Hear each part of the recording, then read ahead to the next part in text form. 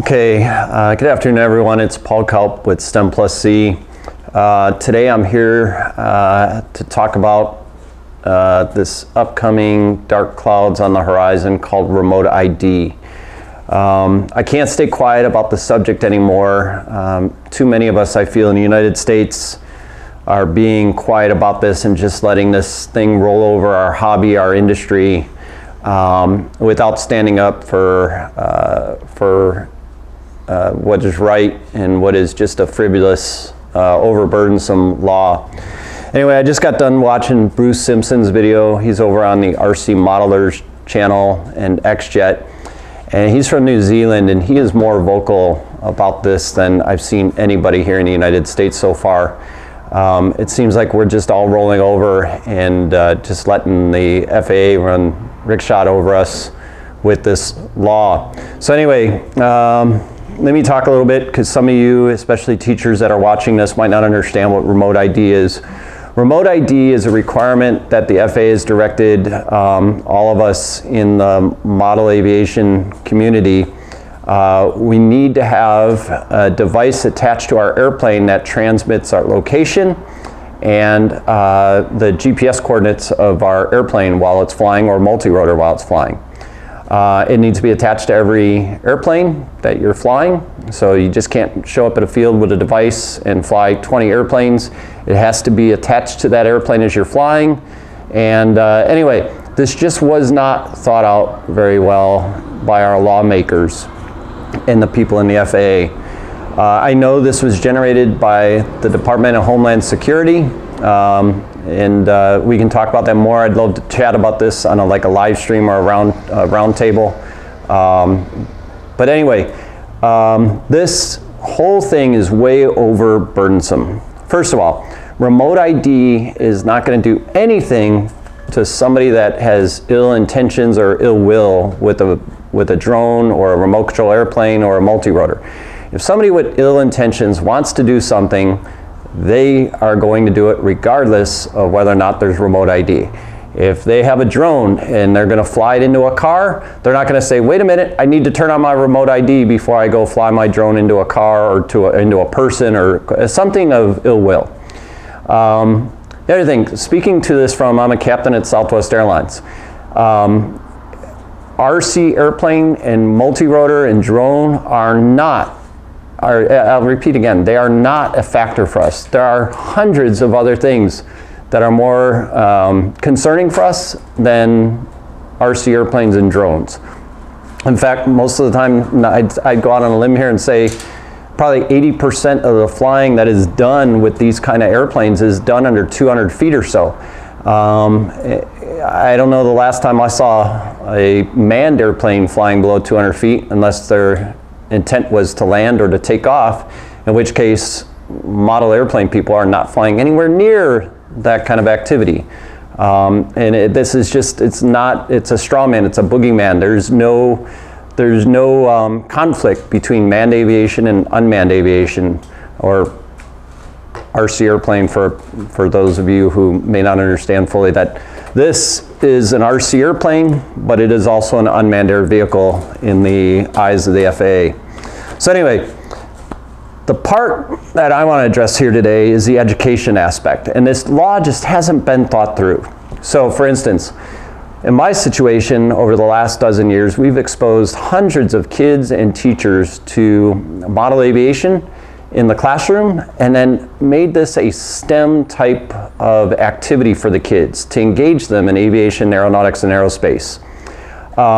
This remote ID thing is just another barrier in place that does not need to be there. It's for optics. It's the only thing it's going to do is drive the hobby and drive the education space on this. It's going to drive it away. It's not a good thing. It's overburdening the educators. So for instance, we take this airplane, we build it as a kit in the classroom, and then after we get done building it with the kids and the teachers, we go out to the playground and we fly it with them. We teach them how to fly the airplane. This is a great way to expose these kids to concepts in physics of flight, aerospace, aeronautics, get them interested in engineering, get them interested in aviation in general, get them interested in something hands-on other than hands on a phone. It's just a spectacular activity. I've never been to a school where I didn't have a reaction from a superintendent or a principal or the teacher or the parents that says this is the stupidest thing we've seen. Everybody comes out and says, this is the greatest thing we've ever done here at the school. How do we get more of it into the school? Well, remote ID is one way to get less of this into the school. So I, as of today, I don't see myself complying with remote ID. And I don't even see myself talking in the classroom about remote ID. I think most of us, when I talk to people in the hobby, it's going to be a selective compliance thing. And right now, I think the compliance rate is going to be about 0. I think the manufacturers, obviously, that are selling the vehicles out there, whether it's a multi-rotor or fixed wing, those that have to abide by the rules will have their airplanes equipped with remote ID. But in the hobby in general, where we're scratch building these kind of airplanes, I do not see any of us complying with this remote ID requirement because we're not a hassle. We're not a factor. We're not a risk for anybody. This is just the lawmakers went way too far on this. So anyway, in the future here, I'd like to maybe host a town hall, little talk, a live stream kind of thing. I'd like to talk to more of you. Let's get more of us involved. We've got to push back on this. We can't roll over and just let the FAA run rickshot over us with this remote ID requirement. And it's really not even the FAA. I feel bad for the people in the FAA that had to go down this path because they were really directed by Congress, and Congress was really directed by Department of Homeland Security.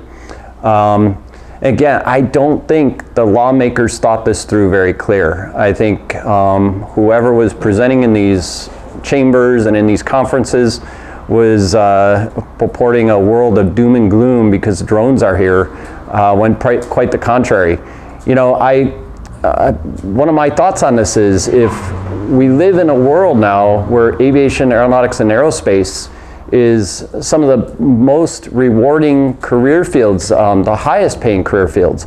And now we're gonna dumb that down, we're gonna take that away by requiring this remote ID. At some point I'm like, we're living in the world of idiocracy right now.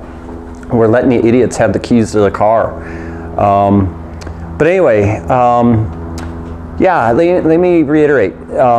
I just saw today the top 20 list came out for top 20 list for paying careers for university graduates. And in that top 20, about half of those careers are engineering related, along with aerospace, aeronautical engineering, astronautical engineering.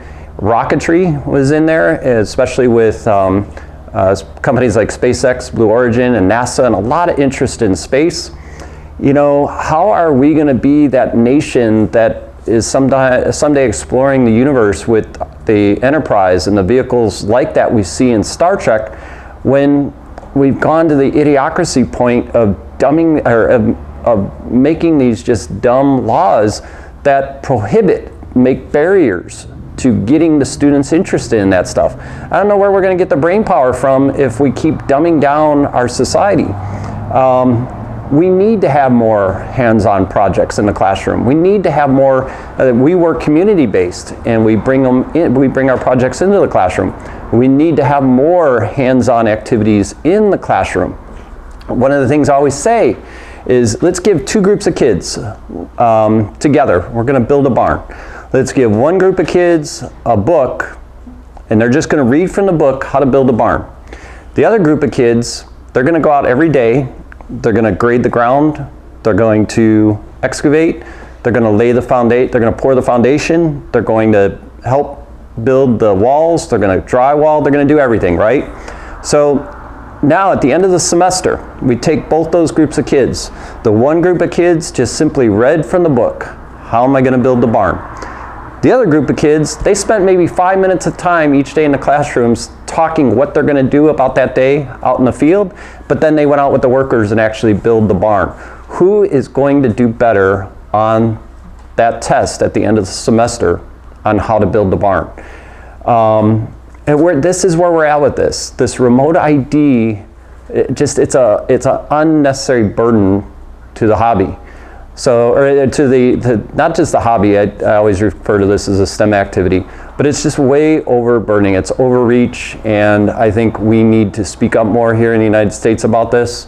I hope Flight Test gets on board, and that Josh and the crew over there get on board with being a little bit more vocal about just how misguided this remote ID is. I hope the AMA gets on board, and we've got to start doing something different. We can't roll over on this. Eventually, it'll be like some of the other laws here in the United States where a law is written and there's so much non-compliance that we eventually just rewrite the laws that are more sane. So anyway, thanks y'all. Leave some comments down below. If I post this on any social media as well, leave some comments in the social media. I want to make this a discussion. Thank you. Have a great weekend. Bye-bye.